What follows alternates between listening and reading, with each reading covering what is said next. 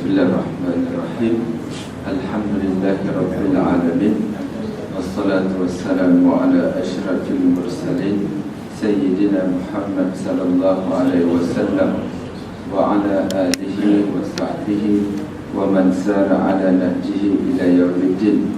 Qala rabbi shrah li sadri wa yassir li amri wahlul 'uqdatam min lisani yafqahu qawli. Subhanaka la ilma lana illa ma 'allamtana innaka antal alimul hakim. Wa la hawla wa la quwwata illa billahil 'aliyyil 'azim. Allahumma salli 'ala sayyidina Muhammadin tibbil qulub wa dawaiha wa afiyatil abdan wa shifaiha wa nuril absar wa diyaiha wa 'ala alihi wa sahbihi wa barik wa sallim, amma ba'du. Assalamualaikum warahmatullahi ta'ala wabarakatuh. Alhamdulillah, syukur kita kepada Allah Subhanahu wa ta'ala dengan limpah kurnia dan rahmat-Nya maka dapat yang kita datang pada malam ini. Semoga kedatangan kita dirahmati dan diberkati oleh Allah Subhanahu wa ta'ala. Hadis Nabi sallallahu alaihi wasallam, Nabi bersabda, terjemah saya baca, jauhilah 7 perkara yang merosakkan. Sab'un minal mubiqat. Sab'un mubiqat, meninggalkan 7 perkara yang merosakkan. Lalu baginda sallallahu alaihi wasallam menyebutkan, yang pertama asyirku billah, syirik kepada Allah. Yang kedua as-sihru wal qatlu, syirik kepada Allah, sihir, membunuh jiwa yang diharapkan oleh Allah, memakan harta anak yatim, memakan riba, meninggalkan medan perang, menuduh wanita mukminah yang baik melakukan zina, dan juga yang lain. Ini merupakan antara hadis Nabi sallallahu alaihi wasallam. Jadi berkaitan dengan dosa besar ni, kalau kita rujuk dalam kitab Imam Az-Zahabi, di mana di sana digariskan sebanyak 71 dosa besar. Jadi banyak.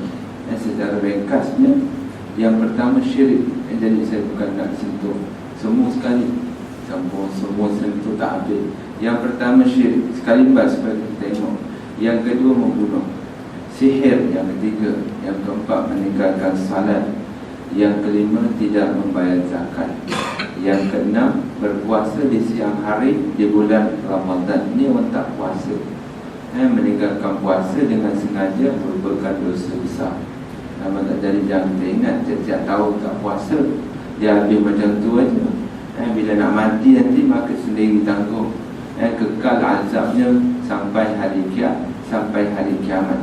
Kemudian meninggalkan haji padahal mampu. Yang ketujuh, ada haji disebut haji tu yang ada duit jalan, sebelum dijalankan. Itu kaedah baru. Jalan dulu sebelum kamu dijalankan. Sembahyang kamu sebelum kamu disembahyangkan. Memang tak percaya, kita rasa nanti dulu. Sebab itu Allah sebut ayat Quran yang sering kita baca, Al-Hakumut Takasur, kamu dilalaikan dengan takasur, banyak. Hatta zurtumul maqabir, sehingga kamu mendatangi kubur. Bukan kubur datang, kamu sendiri datang ke kubur. Kubur duduk kat sana je. Kubur namanya apabila datang orang duduk dalam kubur dah namanya. Ada tanah kosong, belum ada perkuburan, belum ada wakaf lagi. Tiba-tiba datang orang duduk dalam tu, kebumikan dia, jadilah kubur. Hatta zurtum, zara. Kalau kita belajar bahasa Arab, zara ya zuru, artinya ziaratan, ziarah, ziarah kubur. Nampaknya Allah menggunakan perkataan zara, artinya kamu mendatangi kubur. Itu fi'il madhi. Fi'il madhi artinya telah berlaku, sedangkan manusia belum mati. Artinya apa makna dia? Fi'il madhi yang telah berlaku pasti. Bila pasti ni, artinya dalam bahasa Arab menunjukkan benda tu confirm berlaku. Itu maksudnya pasti berlaku. Tentang hari kiamat, iza sama'u fatarat, apabila langit gugur. Nampak tak sekarang bau panas? Nampak tak panas? Satu dunia panas. Masalahnya yang sini panas, yang sana hujan.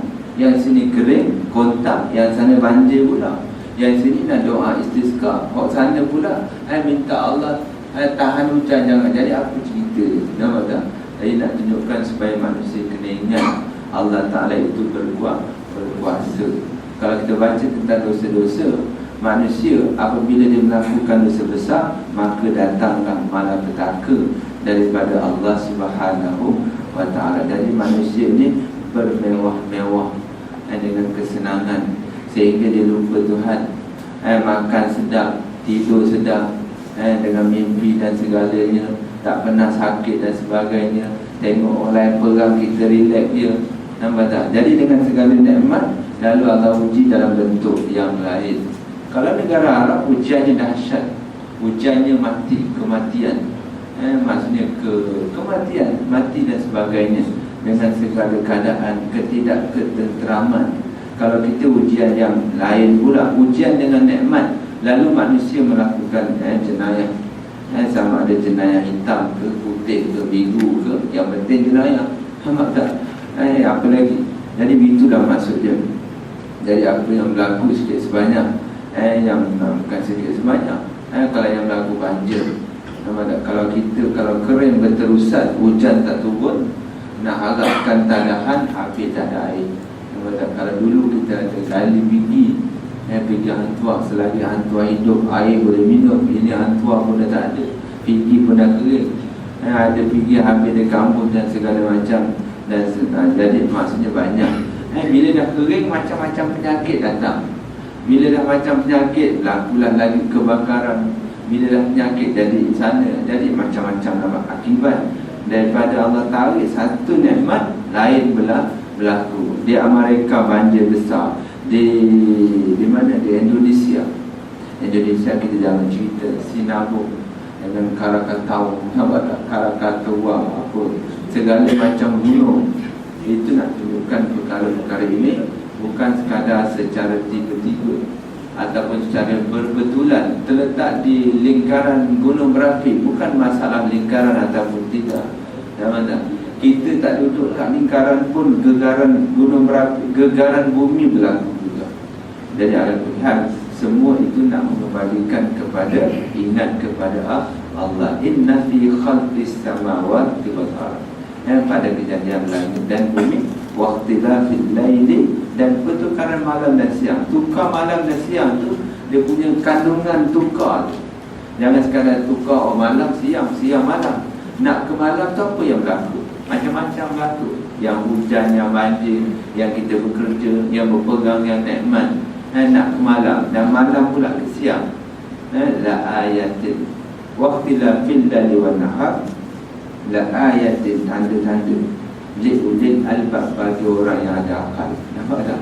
Dan kita berakal ni berfikir, aku kena semayang, aku kena sembah Tuhan, aku kena bertaubat, aku kena segala macam. Itu benda-benda dalam arti kata kembalikan diri kita kepada Allah Subhanahu wa ta'ala, supaya jangan kita lupa dan kita melakukan perkara yang ditegah dan diharamkan oleh Allah Subhanahu wa ta'ala. Meninggalkan haji pada ayat ke-7 itu, haji, meninggalkan haji pada hari yang mampu. Jadi tentang, nak cerita tentang cerita yang tadi, al-hakum takatsur hatta zurtumul maqabir, sehingga kamu mendatangi kubur. Kalla saw, ini ayat maksudnya Allah ulang 2 kali. Saya duk beringat 2 kali ni. Bukan 2 kali, Allah ulang 2. Sebab apa? Tentang zakat, orang tak bayar zakat, dia buat tak kisah. Orang tak semayang, dia buat tak kisah. Tak apalah nanti. Sebab apa? Kalla sawfa tak, sekali-kali tidak, engkau akan tahu juga. Maksud dia tak percaya, ataupun dia percaya tapi dia tak yakin, ataupun dia yakin tapi disebabkan dosa, tak apalah. Hatta sawfa ta'lamun. Lepas tu Allah ulang kali kedua, summa kalla, itu rahsia dia. Summa kalla, summa lagi. Pertama dia ulang 2 kali perkataan tu, hayya 'alas salah, hayya 'alas salah. Yang kedua summa tadi, contoh tadi, summa kalla, kemudian summa tu artinya sesuatu yang bersifat jarak. Kita keluar masjid, summa, kemudian summa apa? Waqa'a ila tarik, kemudian dia jatuh di jalan tadi. Jadi maksudnya dia keluar masjid bukan terus jatuh. Ba'da khuruj minal masjid summa waqa', kemudian dia jatuh. Artinya selepas dia berjalan baru dia jatuh. Dia bukan jatuh terus. Jatuh terus tu ayat lain, tu perkataan summa tadi. Dah duduk umur 20 tahun tak mau bertaubat, 30 tahun tak mau, nampak tak? Akhirnya sampai 50 tahun dia tak mau bertaubat. Summa kallam, maka Allah ulang balik, engkau akan tahu juga. Nampak tak? Artinya bila dah mati baru dia tahu. Kalla lau ta'lamu, jika engkau tahu dengan ilmu yakin, dengan keyakinan, la tarawunnal jahim, kamu akan melihat api neraka. Summa la tarawunnaha ainul yakin, dengan mata kepala kamu. Ainul yakin, yakin maksudnya yakin, hakul yakin. Dengan apa satu lagi? Ilmu yakin, ilmu. Yang kedua ainun, yang ketiga hakul, tambah yakin ujung. Senang saja. Pertama ilmu yakin, siapa yang tak ada? Ilmu semua orang tahu, nampak tak? Tapi dia tak yakin. Yakin tu payah sebenarnya. Yakin tu bukan sekadar sebut dia, ataupun nama dia Muhammad Yakin, tak yakin juga, nampak tak? Ataupun bangunan yang apa, yang dekat jual kitab tu, Yakin apa, Wisma Yakin dan sebagainya. Jadi dia bukan sekadar macam tu. Yakin tu perlu beramal, Allah campakkan kesuburan amalan. Perlu semayang 5 waktu mesti jaga. Semayang apa lagi? Semayang malam kena jaga. Kita baca Quran kena jaga. Tinggalkan dosa mesti jaga dan sebagainya. Baru Allah campakkan kelazatan iman. Tu cerita dia, halawatul iman. Kemanisan iman tu, itulah keyakinan, rasa seronok nak beramal, maksudnya gitu. Yang buat jahat pula, dia rasa seronok nak buat maksiat. Dia terbalik macam tu. Jadi iman dia tinggi tapi buat jahat pula. Bukan iman dia punya maksud dia. Jadi benda-benda tu kita kena elakkan. Kerana kalau kita tak elakkan, maka iza salhat salhal jasadu kullu, wa iza fasadan jasadu kullu, ala wahiyal qalbu. Itulah hati. Jadi kita yang membentuk hati, sehingga hati kita tertutup. Hati kita tertutup bukan kita tahu, nampak tak? Walaupun kita tak tahu, artinya kita tanpa sedar. Kita hidup dalam kegelapan, walaupun hidup kita senang di atas muka bumi. Yang ke-8, derhaka ibu bapa. Lawan ibu bapa. Lawan ibu bapa ni macam-macam. Jadi sebenarnya orang lawan ibu bapa ni, kita tak mau cerita lah daripada aspek yang lain. Kadang-kadang orang tu mimpi, kenapa bini aku ni kepala ni macam kepala anjing, dia tengok macam kepala keldai. Cek punya cek. Dan ini kita bukan nak jadikan hadis, tapi benda tu memang berlaku. Keldai, maka cek punya cek, dia tu ibadat, tetapi hubungan dengan keluarganya, dengan mak dia, bukan berselisih, bermusuh. Berselisih lain, berselisih tak sependapat, tapi dia balik kampung, ziarah, dia bermaaf-maafan. Ini bermusuh. Mak bapak dia dianggap sebagai musuh. Itu benda dia tak mau jumpa. Ini benda yang mesti dihapuskan. Kerana tanpa mak bapak silap ke apa pun terhadap anak dia, maka ibu bapa kita tetap ibu bapa. Jadi sebab itu Allah ingatkan, berkaitan dengan ibu bapa, reda Allah bergantung reda kedua ibu bapa. Kita rajin semayang, rajin belajar, bertakbir, berjubah, berserban dan segala macam. Ataupun kita jadi teruru pun ada, tapi dengan mak bapak dia lain, jawapan dia tak ada faedah. Nampak tak? Itu bukan bermakna teruru tu tak ada faedah. Artinya ibadat kita tu Allah Ta'ala tak akan terima, kerana tak reda tadi. Reda Allah birreda walidaini. Reda Allah bergantung reda kedua ibu bapa. Itu kita kena faham. Tahu tak? Dalam arti kata, jangan melakukan dosa besar. Jangan kita syok sendiri, sedap apa ibadat. Nampak tak? Memang sembahyang malam dan sebagainya, tetapi kekurangan yang kita tak perasan. Tetapi kekurangan itu merupakan sesuatu yang amat besar di sisi Allah Subhanahu wa Ta'ala. Memutuskan menderhakai, memutuskan hubungan kekeluargaan, artinya apa? Artinya kita bermusuh, menanamkan permusuhan, ataupun kita tak suka kahwin, ada menantu, ataupun ada kita bagi apa, kita punya ipar dan sebagainya. Jadi kadang-kadang bermusuh, ipar dia dengan adik-beradik dia, adik dia dengan kita tak mau dia baik dan sebagainya. Itu permusuhan. Selagi ada dalam hati kita, maka sebenarnya kita memutuskan perhubungan ataupun persaudaraan Islam. Kalau ditanya dalam kubur mak ikhwanuka, siapa saudara kau, maka tak boleh jawab. Saudara kita orang Islam, tak kira siapa pun. Tapi kalau dalam diri kita ada bibit-bibit dan kebencian tadi, maka Nabi kata tak boleh. Sebab tu kena hilangkan sikap dengki dalam hati kita. Tak boleh hilang, kena hilangkan juga. Jadi kita carilah amalan. Antaranya kita kena banyakkan selawat. Selawat tu kena banyak-banyak. Nama selawat atas Nabi. Moga-moga dengan banyak selawat, maka akan menghilangkan dosa yang kita lakukan. Dosa apa? Benda yang sifat mazmumah tadi. Selawat, nampak tak? Selawat, apa selawat? Sebagaimana kalau kita selawat sekali, maka Allah dan malaikat selawat 10 kali. Bayangkan kata selawat setiap masa. Sehingga dalam satu kisah di Mesir, dalam bukan di Mesir, dia ceramah Arab, seorang tua perempuan datang kepada Tok Syekh, Ustaz Syekh tu. Maka dia kata, anak dia mengadu, dia mengatakan mak dia mengatakan, aku dah demam sebanyak selama 3 hari, tak makan dan tak minum. Lalu anak dia bawa pergi doktor, tak ada sakit pun, tak sakit, tak apa, tapi tak makan, tak minum dan segala macam. Akhirnya sekali dia mengatakan, sebenarnya aku 3 hari demam. Sebab apa? Kerana dah 3 hari dah aku tak jumpa Nabi sallallahu alaihi wasallam. 3 hari dah tak jumpa. Bermakna maksud dia, bermakna selama ni tiap-tiap hari dia berjumpa Nabi sallallahu alaihi wasallam. Sebab apa ibadat dia? Dia banyak membaca selawat atas Nabi sallallahu alaihi wasallam. Nampak tak? Orang nak ziarah di makam Nabi di Madinah, nak jumpa, nak masuk tu payah. Maka dia nangis dan sedih supaya tak minta dapat, juga duduk kat Raudhah, duduk lalu sikit tak apa, takut tak dapat. Air tak dapat juga. Dalam pada tak dapat tu, maka datang suara memanggil nama.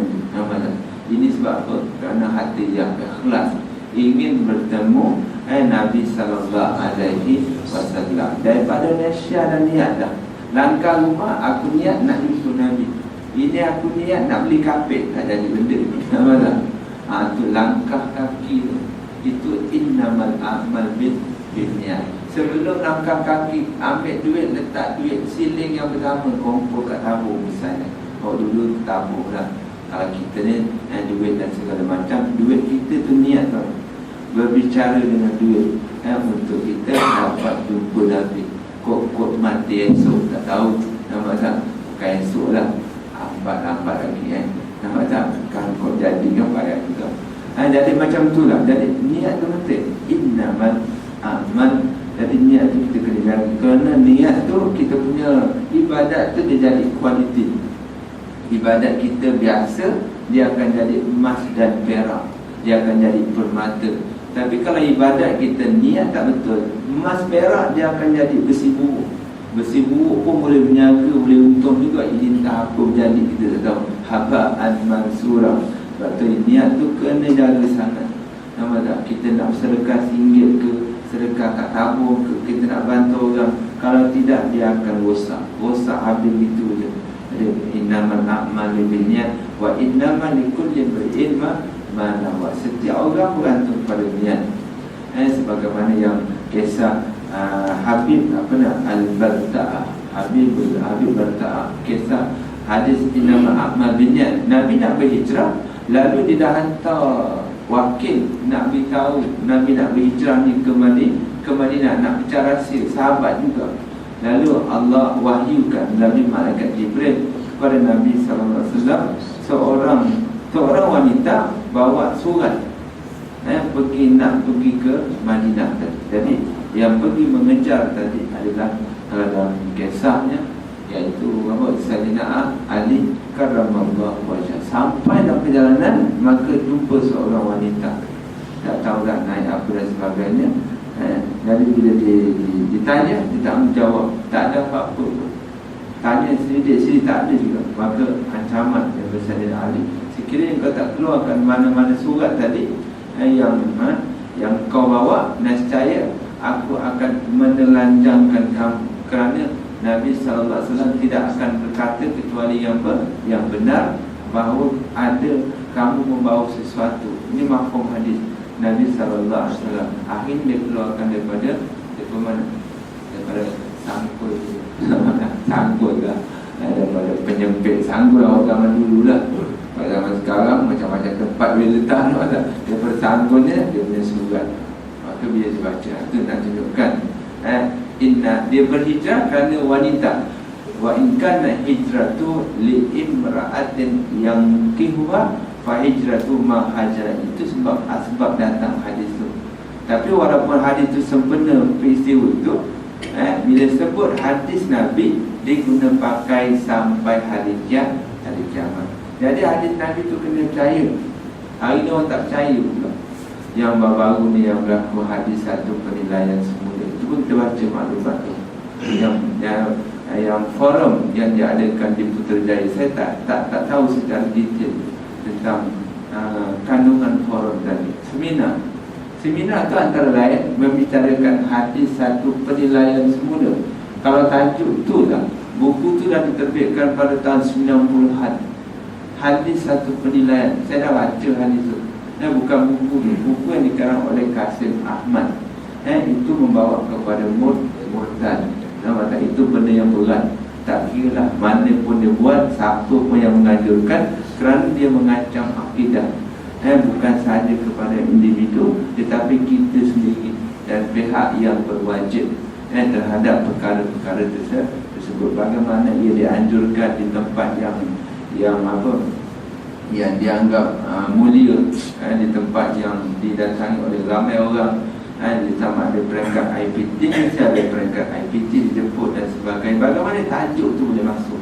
Nampak tak? Sedangkan ia merupakan salah satu agenda yang amat berbahaya. Hadis satu penilaian. Kalau kita baca rujukan dia, semua banyak daripada pemikir negara-negara barat yang terang-terang menolak hadis Nabi sallallahu alaihi wasallam. Memadai dengan akal. Dia mengatakan hadis itu hanyalah akal manusia. Nampak? Dia tak faham, orang tak mengaji. Sekadar ada doktor, sekadar PhD, tapi kalau tak betul-betul, hadis itu hanya menggunakan akal sahaja. Nampak? Bermakna dia tak tahu bahasa Arab langsung. Sedangkan Al-Quran menyatakan wa ma yantiqu 'anil hawa in huwa illa wahyun yuha. Tidak Nabi berkata-kata dengan apa? Dengan hawa nafsu, walakin tetapi merupakan wahyu yang diwahyukan oleh Allah Subhanahu wa ta'ala. Jadi kalau nak berdebat pun tak payah orang berangkat IBT, budak-budak kecil tahu. Nampak tak? Ati Allah wa ati Rasul. Taatlah Allah, taat kepada Rasul. In kuntum tuhibbunallah fattabi'uni. Ayat yang lain akan banyak. Laqad kana lakum fi Rasulillah uswatun hasanah. Tentang tawassul lagi, tentang syafa'atul kubra. Nabi bersabda kullu ummatin dakhala jannah. Jadi banyak sangat. Nak cakap pun dia tak tahu bahasa Arab. Nampak tak? Nampak macam mana? Jadi Al-Quran kena buat juga. Kalau tidak bermaharaja lela tentang, cuba kita rujuk balik apa yang berlaku. Tajuk perbincangan berkaitan dengan hadis satu. Tajuk dia satu penilaian. Dia tak buat hadis satu penilaian. Dia ada simboliknya. Jadi tajuk itu merupakan perkara yang paling berbahaya kerana menolak Nabi Muhammad sallallahu alaihi wasallam. Bila menolak hadis, artinya bukan fasik, dia jatuh kepada kafir. Atau ini bukan mengkafirkan. Kerana bila menolak, artinya kalau mengucap kalimat syahadat, kita buang hak nombor dua. Satu, terima aku naik saksi dari Tuhan melainkan Allah, dan naik saksi bahawa Nabi Muhammad itu pesuruh Allah. Itu maksudnya. Jadi kita kena faham betul-betul. Hadis itu bukan sekadar yang kita baca dalam kitab Melayu. Baca kitab Arab, uraiannya sungguh sekali. Kalau kita menolak hadis, berarti kamu menolak tentang kamu semayang. Kamu semayang ni ikut siapa sebenarnya? Semayang sekarang. Dalam Quran carilah sembahyang zuhur berapa rakaat. Zuhur pun tak ditulis. Sembahyang zuhur berapa rakaat tak ada dalam Quran. Sembahyang asar juga, sembahyang maghrib ada, tak ada. Dah tu sembahyang ikut siapa? Ke silap-silap pun tak sembahyang. Itu nak cerita buat lain pula. Cuma nak menyatakan bila menolak hadis, katakan dia menolak segala-galanya. Nabi Khatamul Anbiya, penutup segala Nabi, penutup. Nampak tak? Bila penutup Nabi Isra wal Mi'raj, semua sekali khairul bariyah, kemuliaan. Jadi banyak sangat hujah-hujah dari segi ilmu, bukan dari segi akal logik. Kalau daripada logik mentah-mentah saja kita boleh berjalan.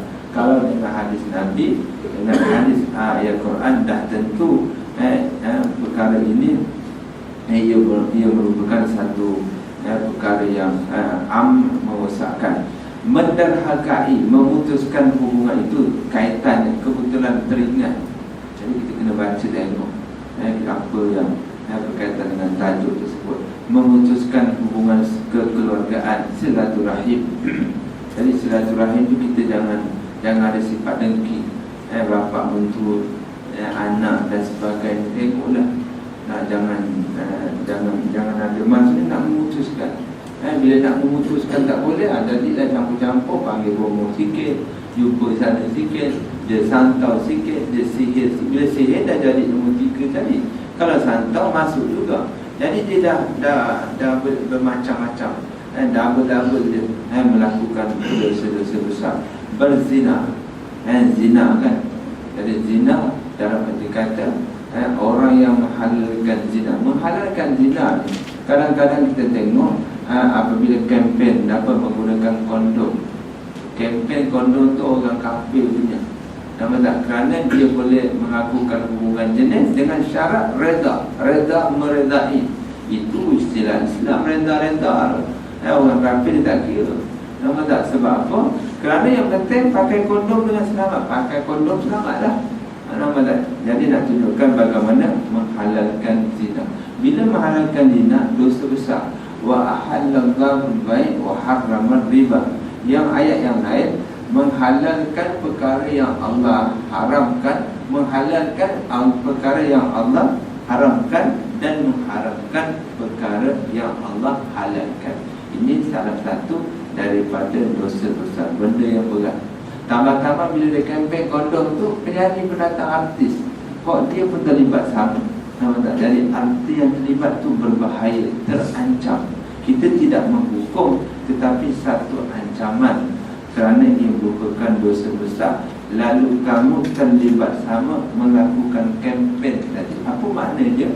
Bila kamu melakukan kempen, duit dibayar, maka makanan yang kamu makan banyak terkait-kait dalam kehidupan, dalam kehidupan. Jadi bukan semua yang terlibat. Cuma benda itu kita kena tahu.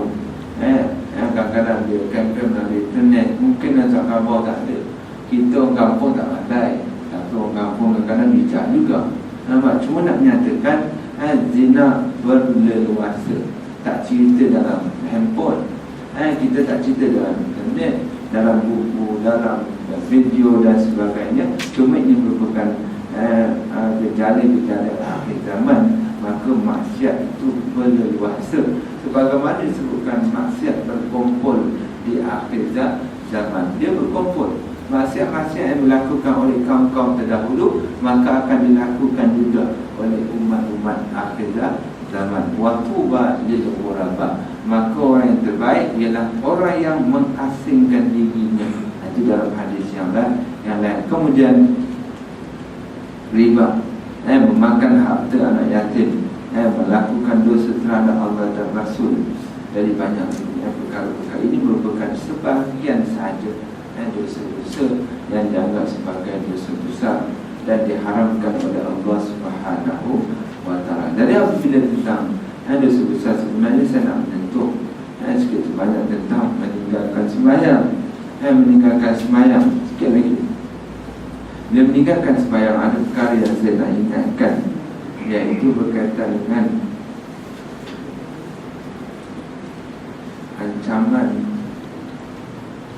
ancaman mereka yang meninggalkan solat.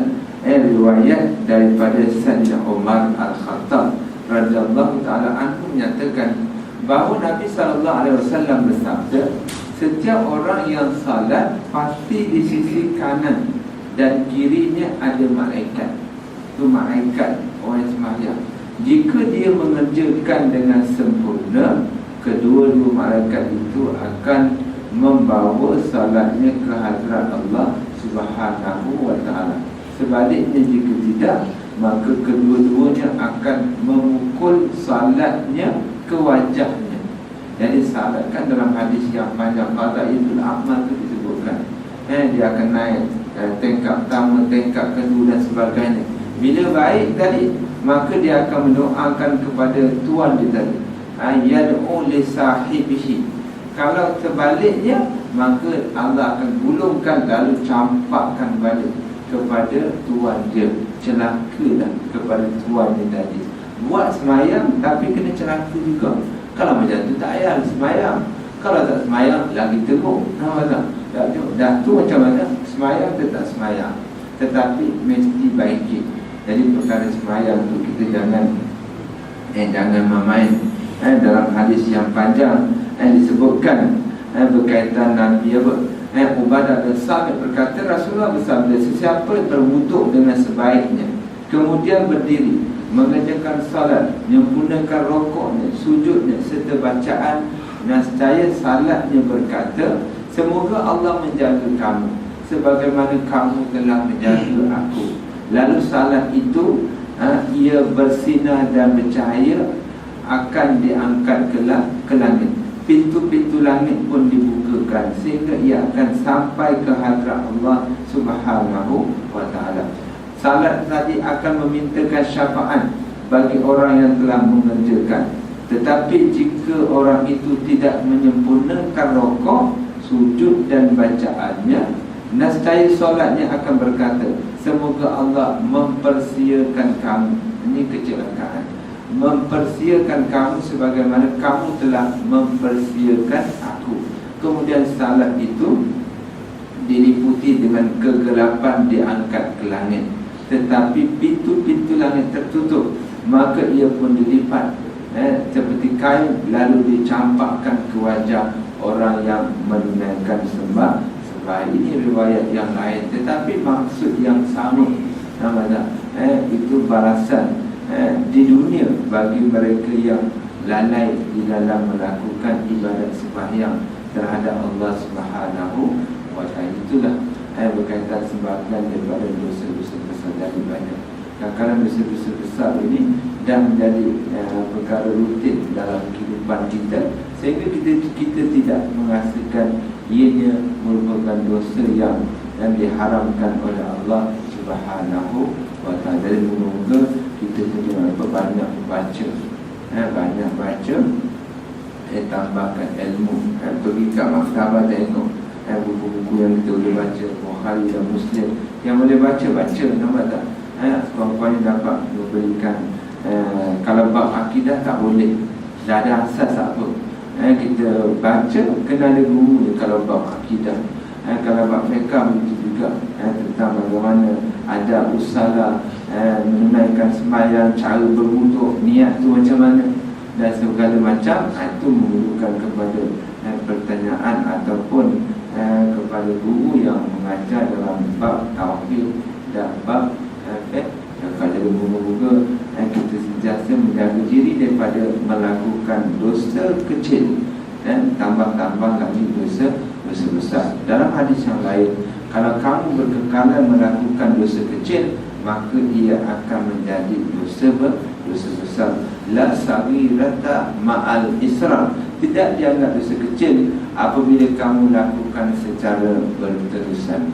Aqulu qawli hadza wa astaghfirullahal azim. Subhanallah wa bihamdihi, subhanakallahumma wa bihamdika, asyhadu an la ilaha illa anta, astaghfiruka wa atubu ilaik. Bismillahirrahmanirrahim. Wal 'asri innal insana lafi khusr illa allazina amanu wa 'amilus shalihat tawassaw bil haqqi wa tawassaw bis sabr. Bismillahirrahmanirrahim. Alhamdulillahirabbil alamin, wassalatu wassalamu ala asyrafil mursalin wa ala alihi ajma'in.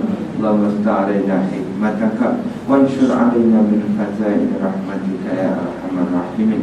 اللهم اجعلنا جمعنا هذا جمعا مرحوما وتفرقنا تفرقا معصوما. ربنا آتنا في الدنيا حسنة وفي الآخرة حسنة وقنا عذاب النار. صلى الله على سيدنا محمد وعلى آله